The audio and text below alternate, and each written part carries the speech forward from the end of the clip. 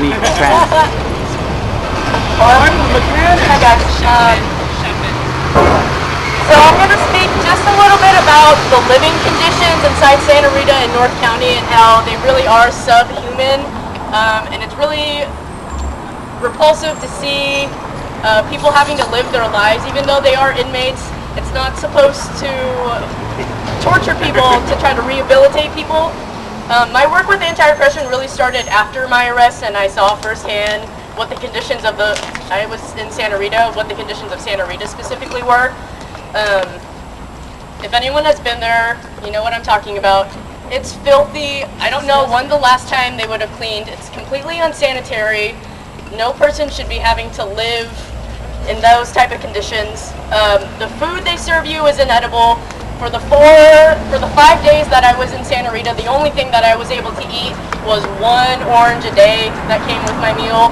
The water, I barely drank any water because the water is so gross that they give you these sugar packets, these Bernard sugar packets that you're supposed to mask the flavor of the water with. And inmates are really deprived of like really basic needs. Medical attention. One of our comrades, Kali, who is being sentenced next Wednesday, was denied his medication for 4 days, which created the conditions under which he was charged with another felony is going to be going away. He's going to be sentenced to 4 years in a state prison. So that's coming up next Wednesday. I hope to see some of you guys out there. It's going to be at the Hayward Hall of Justice. And also another thing is that Santa Rita is extremely overcrowded. So even though I was categorized into the general population, it was so overpacked that I was overflowed into the medical section where I was deprived of some privileges that general population people would have. So I'm on 22-hour lockdown a day, as opposed to like being out in an open type room. I have less access to the amenities that they have, and that's not unique to me. That's everybody that's in Santa Rita. While I was there, I was actually bunked up with a pregnant woman, and it was really disgusting to see the only differences between me and her. So you sleep on a metal slab and you get a mattress that's about half an inch thick that protects you.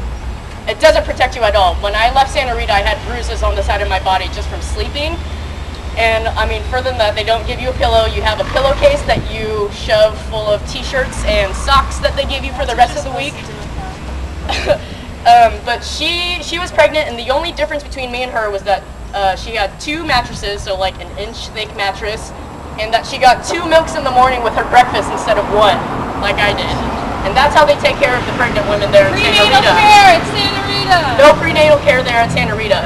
She wasn't able to eat any of the food either, and if it hadn't been for you guys who had helped out with my commissary, I was able to buy her food through the commissary, but even then it's not really food, it's junk food. Like we were eating top ramen and beef jerky. So you can see where there's a really,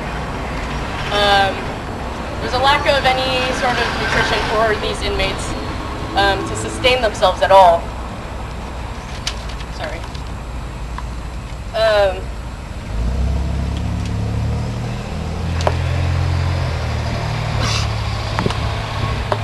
I guess that's pretty much it. I just want to, really share with everyone how the conditions of Santa Rita are unlivable. They're really subhuman. No person should have to live in those conditions.